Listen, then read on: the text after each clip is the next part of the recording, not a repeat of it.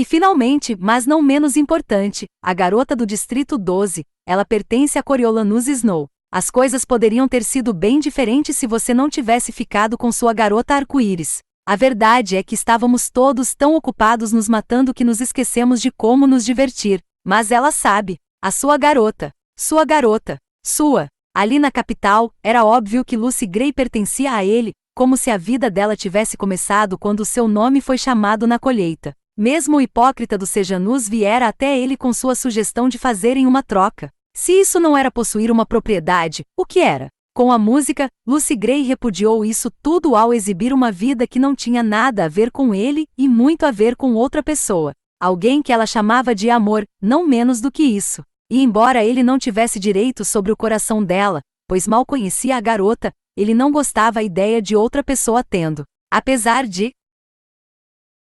a música ter sido um sucesso evidente, ele se sentia traído. Humilhado até, Lucy Gray se levantou e fez uma reverência, depois esticou a mão para ele. Após hesitar por um momento, ele se juntou a ela na frente do palco enquanto os aplausos aumentavam até ela ser ovacionada de pé. Pluribus liderou os gritos de bis, mas o tempo deles tinha acabado, como Lac Flickerman observou, e eles fizeram uma reverência final e saíram do palco de mãos dadas. Quando chegaram às coxias, ela começou a se desvencilhar, mas ele apertou a mão dela. Bem, você é um sucesso. Parabéns. Música nova. Estou trabalhando nela já há um tempo, mas só cheguei à última estrofe algumas horas atrás, disse ela. Por quê? Você não gostou? Me surpreendeu. Você tinha tantas outras. Tinha. Lucy Gray soltou a mão e passou os dedos pelas cordas do violão, dedilhando o último trecho de melodia antes de botar o instrumento com delicadeza na caixa. A questão é a seguinte, Coriolanus. Eu vou lutar com tudo que tenho para vencer esses jogos, mas vou estar lá com gente como Reaper, Tanner e alguns outros que não desconhecem o ato de matar. Não há garantia de nada. E a música? A música? Repetiu ela e levou um momento para pensar na resposta. Deixei alguns assuntos inacabados no Distrito 12. Eu ser o tributo. Bom, existe azar e existe trapaça. Aquilo foi trapaça. E uma pessoa com uma grande dívida comigo estava envolvida. A música foi uma espécie de vingança. A maioria das pessoas não vai saber, mas o bando vai entender a mensagem, em alto e bom som. E eu só me importo com eles mesmo. Só de ouvir uma vez? Perguntou Coriolanus. Foi bem rápido. Uma vez é tudo de que minha prima Maldivore precisa. Aquela criança nunca esquece nada de uma melodia. Parece que estou sendo chamada de novo. Os pacificadores que apareceram ao lado dela, ambos homens, trataram-na com certa simpatia agora, perguntando se estava pronta para ir, tentando controlar os sorrisos. Como os pacificadores do Distrito 12, Coriolanus não pôde deixar de pensar no quanto ela podia ser simpática. Ele os olhou com uma expressão de reprovação que não exerceu efeito nenhum, e os ouviu elogiando a apresentação, enquanto a levavam. Ele engoliu sua implicância e aceitou os parabéns vindos de todos os lados. Ajudaram-no a lembrar que ele era a verdadeira estrela da noite. Mesmo que Lucy Gray estivesse confusa com a questão, aos olhos da capital ela pertencia a ele. De que adiantaria acreditar um tributo de distrito? Isso se sustentou até ele encontrar Pluribus, que se derretia. Que talento, que habilidade natural ela tem. Se ela conseguir sobreviver, estou determinado a torná-la artista principal em minha casa noturna. Isso é meio complicado. Não vou mandá-la para casa? Perguntou Coriolanus. Tenho 1 ou 2 favores que posso cobrar, disse ele. Ah, Coriolanus, ela não foi uma estrela? Estou tão feliz de você ter ficado com ela, meu garoto. Os Snow mereciam um pouco de sorte. Velho idiota com essa peruca empoada ridícula e o gato decrépito. O que ele sabia das coisas? Coriolanus estava prestes a esclarecer isso quando Satiria apareceu e sussurrou no ouvido dele, fazendo-o deixar tudo de lado. Acho que aquele prêmio está no papo. Sejanus apareceu vestindo outro terno novinho, de braços dados com uma mulher pequena e enrugada, que usava um vestido florido de aparência cara. Não importava. Você poderia vestir um nabo com roupa de gala e ele ainda seria um nabo. Coriolanus não tinha dúvida de que só podia ser a mãe dele. Quando Sejanus os apresentou, ele esticou a mão e abriu um sorriso caloroso para a mulher. Senhora Plint, que honra! Por favor, perdoe minha negligência. Eu pretendia escrever um bilhete há dias, mas cada vez que me sento para fazer isso, minha cabeça lateja tanto da concussão que nem consigo pensar direito. Obrigado pela deliciosa caçarola. A senhora Plint se franziu de prazer e deu uma risada constrangida. Nós é que temos que agradecer, Coriolanus. Estamos tão felizes por Sejanus ter um amigo tão bom. Se houver algo de que precisar, espero que saiba que pode contar conosco. Ora, o mesmo vale para a senhora. Estou a seu dispor, disse ele, falando com tanto entusiasmo que não tinha como ela não ficar desconfiada. Mas não a mãe de Sejanus. Seus olhos se encheram de lágrimas e ela emitiu um som meio aquoso, sem palavras, com a magnanimidade dele. Ela enfiou a mão na bolsa, uma coisa horrenda do tamanho de uma mala pequena, tirou um lenço com borda da renda e começou a assoar o nariz. Felizmente Tigris, que era um amor de verdade com todo mundo, foi aos bastidores atrás dele e assumiu a conversa com os Plint. As coisas finalmente se acalmaram, e enquanto os primos caminhavam juntos para casa, foram analisando a noite, desde o uso comedido de blues por Lúcia ao modelo infeliz do vestido da mãe de Sejanus. Mas, sério, Corio, não consigo imaginar as coisas melhores para você, disse Tigris. Eu estou satisfeito, disse ele. Acho que vamos conseguir os patrocinadores para ela. Só espero que algumas pessoas não desistam por causa da música. Eu fiquei muito comovida. Acho que a maioria das pessoas ficou. Você não gostou? Perguntou ela. Claro que gostei, mas tenho a cabeça mais aberta do que a maioria. Afinal, o que você acha que ela estava sugerindo que aconteceu? Me pareceu que ela se deu mal a alguém que ela amava. Partiu o coração dela, respondeu Tigris. Isso foi só metade da história, continuou ele, porque não podia deixar nem Tigris achar que ele sentiu ciúmes de um Zé Ninguém de distrito. Teve a parte de ela viver dos encantos. Bom, isso pode ser qualquer coisa. Ela é artista, afinal. Ele refletiu. Acho que sim. Você disse que ela perdeu os pais. Deve estar tendo que se virar há anos. Acho que ninguém que tenha sobrevivido à guerra e aos anos seguintes pode culpá-la por isso. Tigris baixou o olhar. Todos fizemos coisas de que não nos orgulhamos. Não você, disse ele. Não? Tigris falou com uma amargura incomum. Nós todos fizemos. Talvez você fosse pequeno demais para lembrar. Talvez você não soubesse como era ruim. Como pode dizer isso? É tudo de que eu lembro, respondeu ele. Então seja gentil, Corio, disse ela rispidamente. E tente não olhar com desprezo para pessoas que precisaram escolher entre a morte e a desgraça. A repreensão de Tigris o chocou, mas menos do que ela fazer alusão a um comportamento que poderia ser considerado uma desgraça. O que ela tinha feito? Porque, se ela fez alguma coisa, foi para protegê-lo. Ele pensou na manhã da colheita, quando se perguntou casualmente o que ela tinha para trocar no mercado clandestino, mas nunca levou o pensamento a sério. Ou levou? Teria preferido não saber que sacrifícios ela estaria disposta a fazer por ele? O comentário dela foi vago, e havia uma lista tão grande de coisas abaixo de um Snow, que só restava a ele repetir o que ela dissera sobre a música de Lucy Gray. Bom, isso pode ser qualquer coisa. Ele queria saber os detalhes? Não. A verdade era que não queria.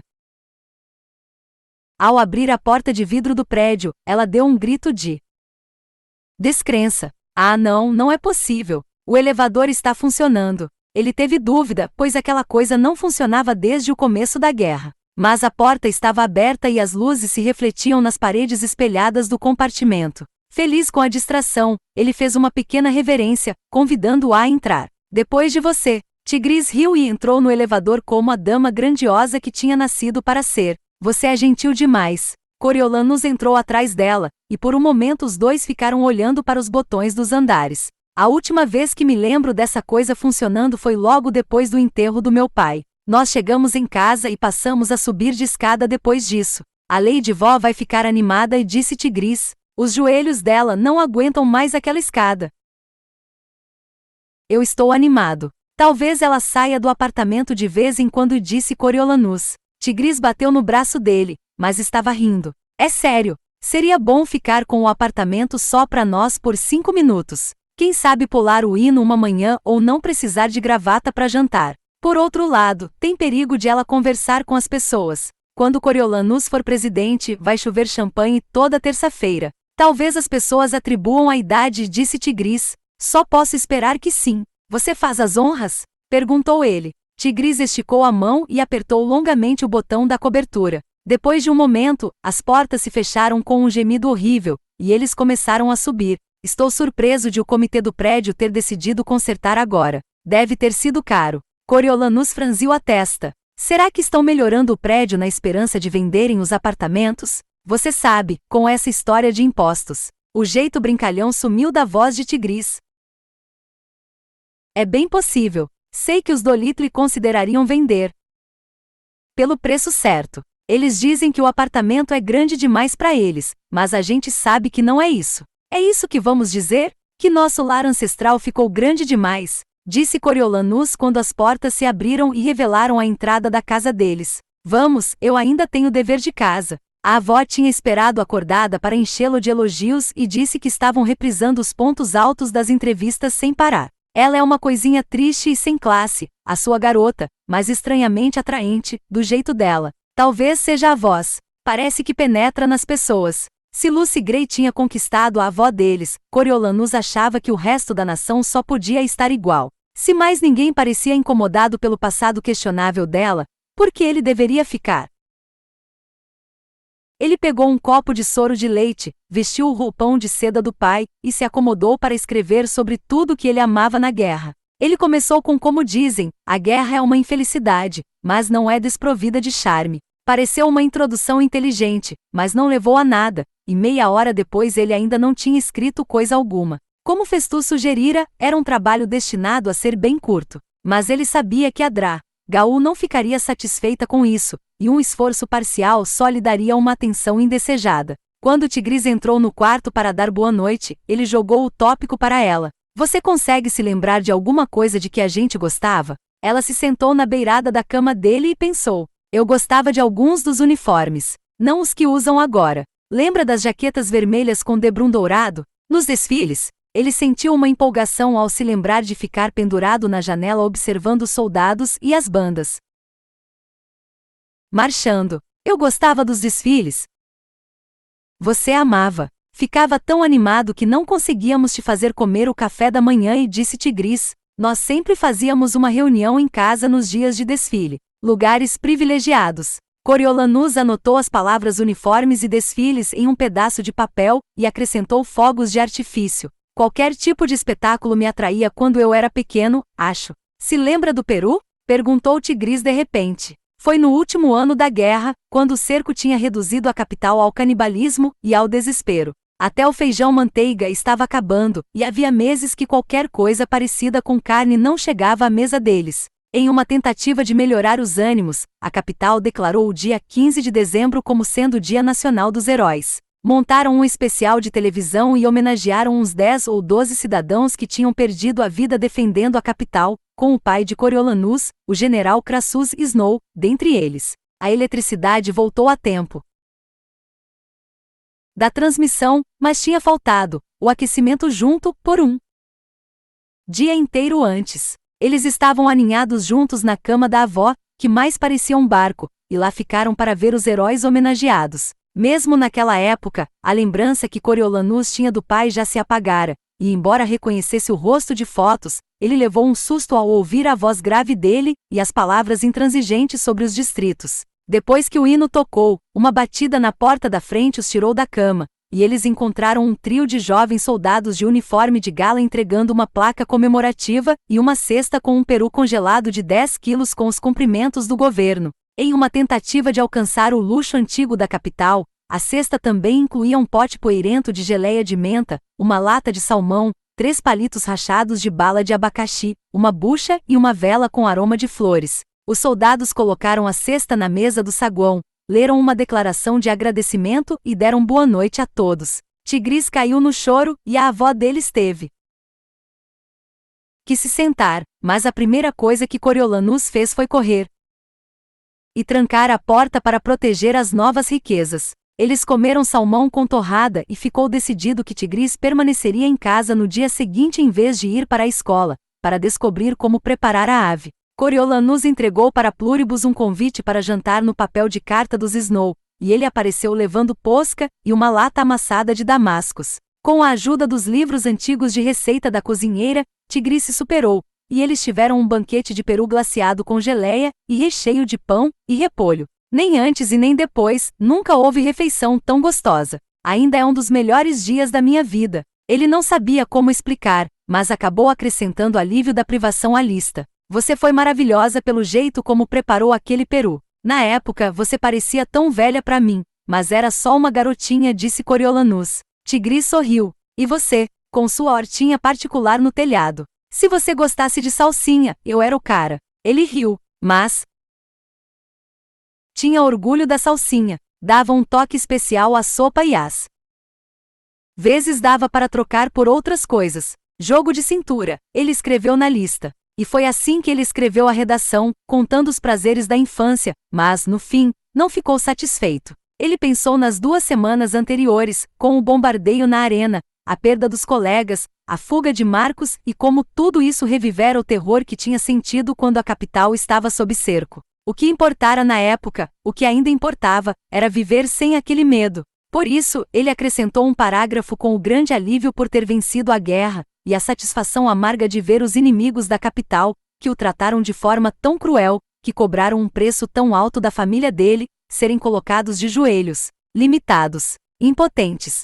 incapazes de fazer mais mal a ele. Ele amou a sensação desconhecida de segurança que a derrota deles gerou, a segurança que só podia vir com o poder, a capacidade de controlar as coisas. Sim, isso era o que ele mais amava.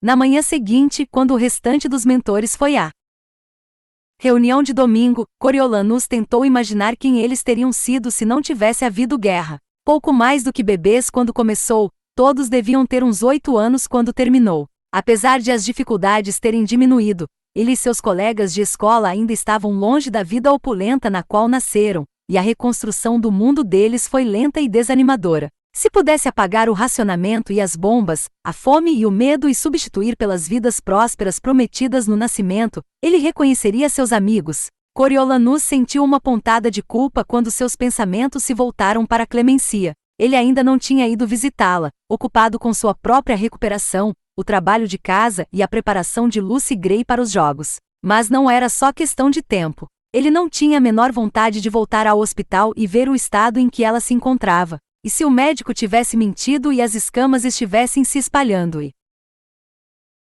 cobrindo todo o corpo? E se ela tivesse se transformado de vez em cobra? Era besteira, mas o laboratório da Dra. Gaul era tão sinistro que sua mente chegava a extremos. Um pensamento paranoico o incomodava. E se o pessoal da Dra. Gaul só estivesse esperando que ele fizesse uma visita para poder aprisioná-lo também? Não fazia sentido. Se quisessem prendê-lo, a hospitalização dele teria sido o momento. A coisa toda era ridícula, concluiu Coriolanus. Ele a visitaria na primeira oportunidade. A Dra. Gaul, que era claramente uma pessoa matinal, e o reitor Igoboton, que claramente não era, repassaram as apresentações da noite anterior. A de Coriolanus e Lucy Gray tinha sido um sucesso estrondoso, mas pontos foram concedidos a todos que pelo menos conseguiram levar os tributos ao palco das entrevistas. Na Capital TV, Lucky Flickerman estava dando atualizações das apostas direto da central dos Correios, e enquanto as pessoas apostavam mais em Tanner e Jessup como vencedores, Lucy Gray acumulava o triplo de dádivas em comparação ao competidor mais próximo. Olha essa gente, disse a Dra. Gaul, mandando pão pra um fiapo de garota de coração partido, apesar de não acreditar que ela possa ganhar. Qual é a lição aqui? Nas rinhas de cachorro, já vi gente apostando em vira-latas que mal conseguiam ficar de pé e disse Festus. As pessoas adoram um azarão. As pessoas adoram uma canção de amor, isso sim, disse Persefone, exibindo as covinhas. As pessoas são idiotas, observou Lívia com desprezo. Ela não tem a menor chance. Mas há muitos românticos. Pup piscou para ela e fez sons úmidos de beijo. Ideias românticas, idealistas, podem ser muito atraentes. O que nos leva às suas redações. A Dra. Gaul se acomodou em um banco. Vamos ver o que vocês trouxeram. Em vez de recolher as redações, a Dra. Gaul mandou que eles lessem trechos em voz alta. Os colegas de Coriolanus mencionaram muitos pontos que não tinham passado pela cabeça dele. Alguns se sentiam atraídos pela coragem dos soldados, pela chance de um dia serem heróicos também. Outros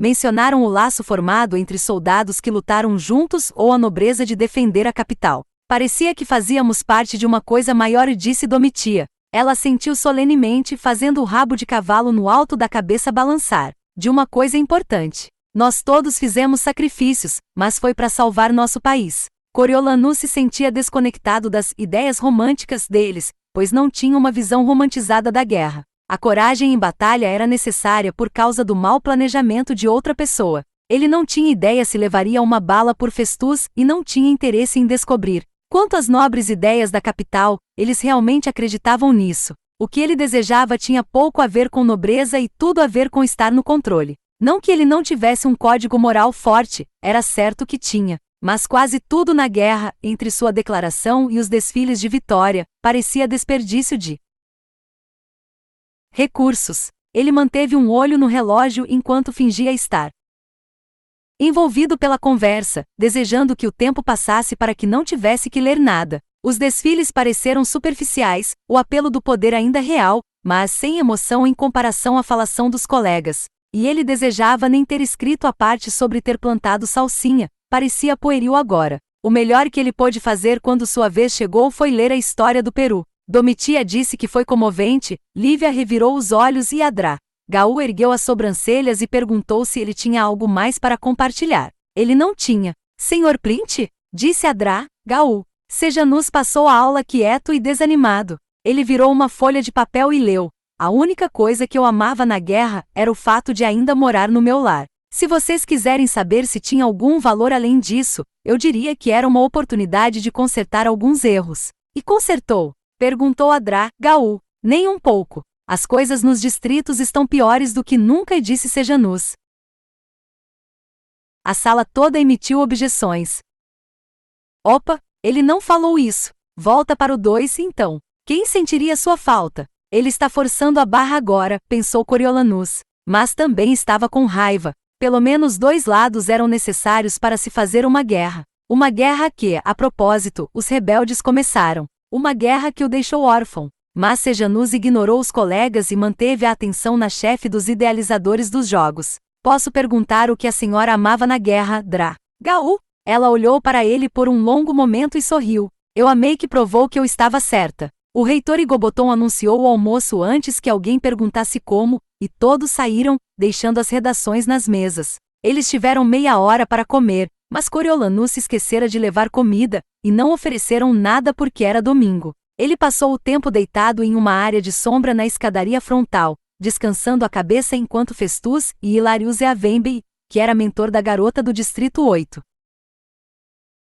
discutiam estratégias para tributos femininos. Ele se lembrava vagamente do tributo de Hilarius na estação de trem, usando um vestido listrado e um lenço vermelho, mas mais porque ela estava com Bob. O problema com as garotas é que elas não estão acostumadas a brigar como os garotos estão, disse Hilarius. Os Eavembe eram ultra-ricos como os Snow eram antes da guerra. Mas, por mais privilégios que tivesse, Hilarius sempre parecia se sentir oprimido. Ah, não sei, disse Festus. Acho que minha coral daria trabalho para qualquer um daqueles caras. A minha é raquítica. Hilarius mexeu no sanduíche de filé com a mão de unhas feitas. Voveia como ela se chama. Bom, tentei treinar Vovei para entrevista, mas ela tem 0 personalidade. Ninguém a apoiou e não posso alimentá-la, mesmo se ela conseguir evitar os outros. Se ela ficar viva, vai ter apoio, disse Festus. Você está me ouvindo? Ela não sabe lutar e eu não posso contar com dinheiro, porque minha família não pode apostar, choramingou Hilarius.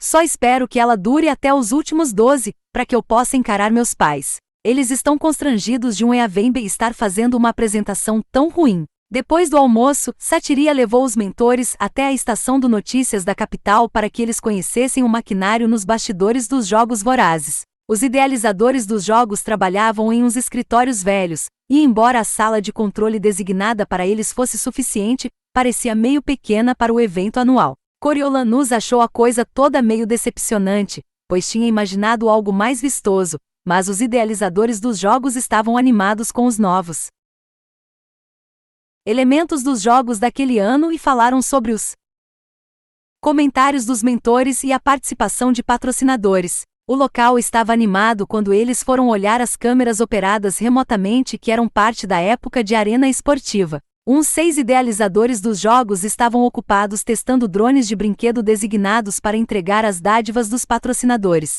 Os drones encontravam os destinatários por reconhecimento facial e podiam levar só um item de cada vez. Com o sucesso da entrevista, Lucky Flickerman tinha sido convocado para apresentar, apoiado por um grupo de repórteres do Notícias da capital. Coriolanus sentiu uma emoção grande quando se viu marcado para as 8h15 da manhã seguinte, até que Lucky disse: "Nós queríamos garantir que você aparecesse cedo. Sabe como é, antes da sua garota bater as botas." Ele sentiu como se alguém tivesse lhe dado um soco na barriga. Lívia era amarga e Adra Gaú era insana, e por isso ele pôde ignorar a certeza delas de que Lucy Gray não era uma competidora. Mas as palavras do pateta do Lucky Flickerman abalaram de uma forma que as delas não conseguiram. Quando estava voltando para casa para se preparar para o último encontro com Lucy Gray, ele ficou refletindo sobre a probabilidade de ela estar morta naquele mesmo horário, no dia seguinte. O ciúme da noite anterior pelo namorado otário dela e o fato de o brilho de estrela dela superar o dele evaporaram. Ele se sentia incrivelmente próximo dela, daquela garota que entrará na vida dele de forma tão inesperada e com tanto estilo. E não era só por causa dos elogios que ela o fez receber. Ele gostava mesmo dela, bem mais do que da maioria das garotas que ele conhecia na capital. Se ela conseguisse sobreviver, quem sabe, como seria possível os dois não terem uma conexão para o resto da vida? Mas, mesmo com o discurso positivo, ele sabia que a sorte não estava a favor de Lucy Gray, e uma melancolia pesada tomou conta dele. Em casa, ele se deitou na cama, temendo a hora de se despedir. Ele queria poder oferecer a Lucy Gray alguma coisa bonita que realmente denotasse agradecimento pelo que ela tinha lhe dado. Uma sensação renovada de seu valor, uma oportunidade de brilhar, um prêmio escondido na bolsa. E, claro, sua vida. Teria que ser algo muito especial, precioso, algo dele, não como as rosas, que eram na verdade da sua avó. Algo que, se as coisas fossem mal na arena, ela pudesse segurar como um lembrete de que ele estava com ela e encontrar consolo no fato de que não ia morrer sozinha. Havia um lenço de seda tingido de laranja que ela provavelmente poderia usar no cabelo. Um broche dourado que ele ganhará por excelência acadêmica, com seu nome entalhado. Talvez uma mecha de cabelo dele presa com uma fita? O que podia ser mais pessoal do que isso? De repente, ele sentiu uma onda de raiva. De que adiantavam essas coisas se ela não pudesse usá-las para se defender? O que ele estava fazendo além de vestindo-a para ser um cadáver bonito? Talvez ela pudesse estrangular alguém com o lenço ou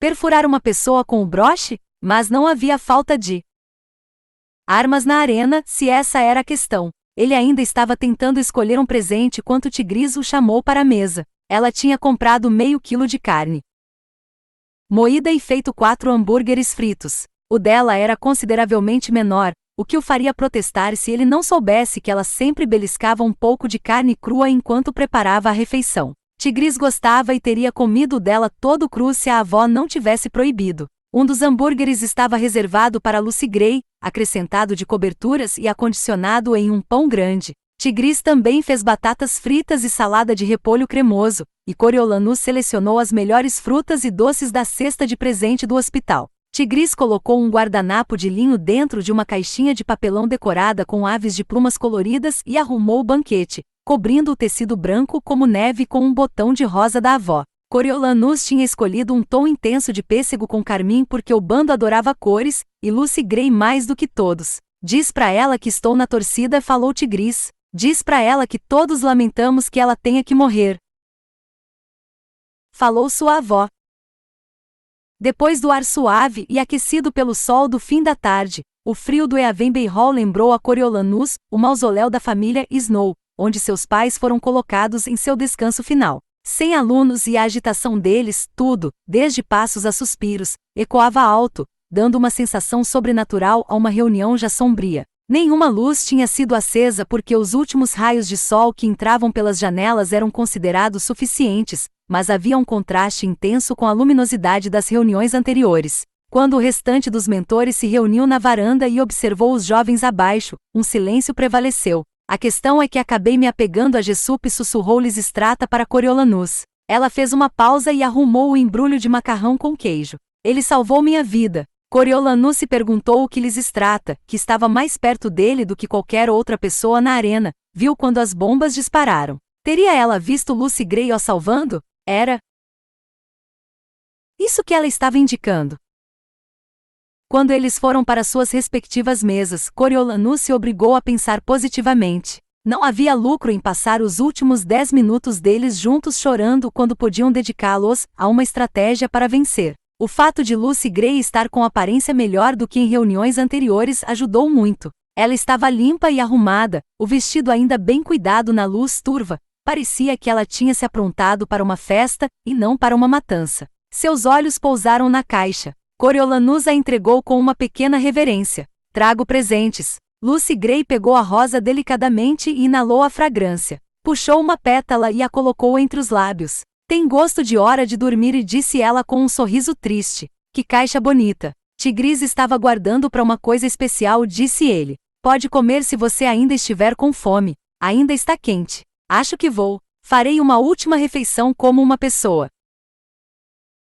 civilizada. Ela abriu o guardanapo e admirou o conteúdo da caixa. Ah, parece ótimo. É bastante coisa e você pode dividir com Jessup, disse Coriolanus. Mas acho que Lysistrata trouxe alguma coisa para ele. Eu dividiria, mas ele parou de comer. Lucy Gray olhou com preocupação para Jessup. Talvez sejam os nervos. Ele está agindo meio engraçado. Claro que tem todo tipo de loucura saindo da nossa boca agora. Como que? Perguntou Coriolanus. Tipo, ontem à noite Reaper pediu desculpas a cada um de nós pessoalmente por ter que nos matar, explicou ela. Ele diz que vai nos dar uma compensação quando vencer. Diz que vai se vingar da capital, se bem que essa parte não ficou tão clara quanto a de nos matar. Coriolanus desviou o olhar para Reaper, que não só era muito forte, mas parecia também ser bom em jogos mentais. Qual foi a reação a isso?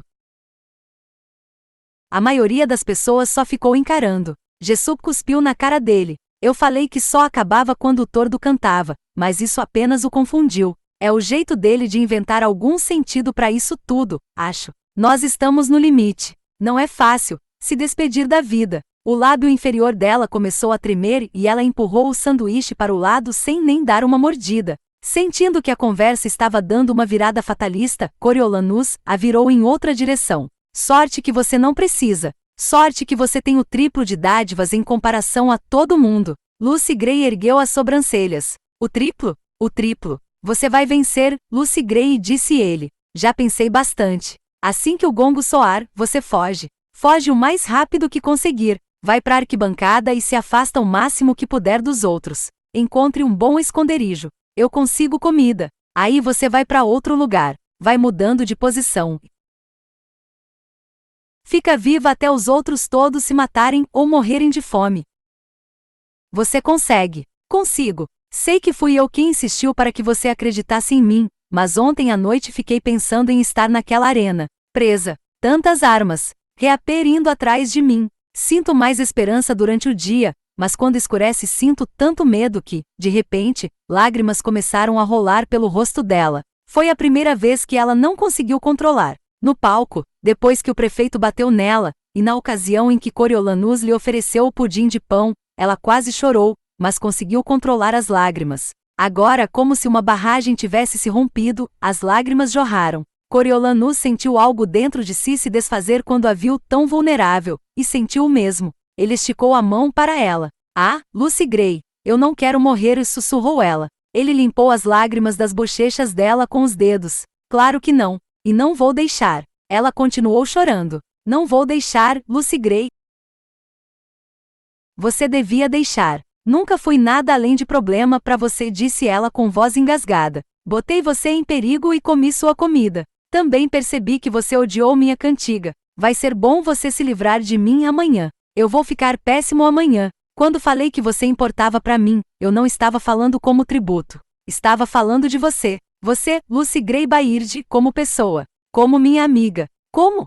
Qual era a palavra? Amor? Namorada? Ele não podia alegar mais do que uma atração, que podia muito bem ser unilateral. Mas o que teria a perder se admitisse que ela mexia com ele? Fiquei com ciúme depois da sua cantiga, porque eu queria que você estivesse pensando em mim, e não em alguém do seu passado. É idiotice, eu sei, mas você é a garota mais incrível que já conheci. De verdade. Extraordinária de todas as formas. E eu? Os olhos dele se encheram de lágrimas, mas ele piscou para afastá-las. Tinha que ser forte. Pelos dois. E não quero te perder. Me recuso a te perder. Por favor, não chore. Me desculpe. Me desculpe. Vou parar. É que me sinto tão sozinha. Você não está sozinha. Ele segurou a mão dela. E não vai estar sozinha na arena. Nós estaremos juntos. Eu estarei lá a cada momento. Não vou tirar os olhos de você. Nós vamos vencer isso juntos, Lucy Gray. Eu prometo. Ela se agarrou a ele. Parece quase possível pelo jeito como você fala. É mais do que possível, garantiu Coriolanus. É provável. É inevitável se você seguir o plano. Você acredita mesmo nisso? Perguntou ela, observando o rosto dele, porque se eu achasse que acredita, podia me ajudar muito a acreditar também. O momento exigia um gesto grandioso. Felizmente, ele tinha um. Ele estava em cima do muro, avaliando o risco, mas não podia deixá-la assim, sem nada em que se agarrar. Era questão de honra. Ela era sua garota, tinha salvado a vida dele, e ele tinha que fazer tudo o que pudesse para salvar a dela. Escuta. Você está escutando? Ela ainda chorava, mas os soluços tinham se acalmado em ofegos pequenos e intermitentes. Minha mãe deixou uma coisa para mim quando morreu. É meu bem mais precioso. Quero que você leve para a arena, para dar sorte. É um empréstimo, veja bem. Espero que você me devolva. Se não, jamais poderia abrir mão disso. Coriolanus enfiou a mão no bolso, esticou o braço e abriu os dedos. Na palma, brilhando sob os últimos raios de sol, estava o estojo prateado de pó compacto da mãe dele. Lucy Gray ficou boquiaberta quando viu, e ela não era fácil de impressionar. Ela esticou a mão e acariciou a rosa entalhada, a prata antiga, mas puxou a mão de volta com pesar. Ah, eu não poderia aceitar. É bonito demais. Já basta você ter oferecido, Coriolanus. Tem certeza? Perguntou ele com um pouco de provocação. Ele abriu o fecho e esticou o objeto para que ela pudesse ver seu reflexo no espelho. Lucy Gray inspirou fundo e riu. Bom, agora você está tocando no meu ponto fraco. E era verdade. Ela sempre era tão cuidadosa com a aparência. Não vaidosa, só consciente. Ela reparou no compartimento vazio onde havia pó uma hora antes. Tinha pó aqui? Tinha, mas, começou Coriolanus. Ele fez uma pausa. Se falasse, não daria para voltar atrás. Por outro lado, se não falasse, ele talvez a perdesse de vez. Ele baixou a voz a um sussurro. Achei que você podia querer usar o seu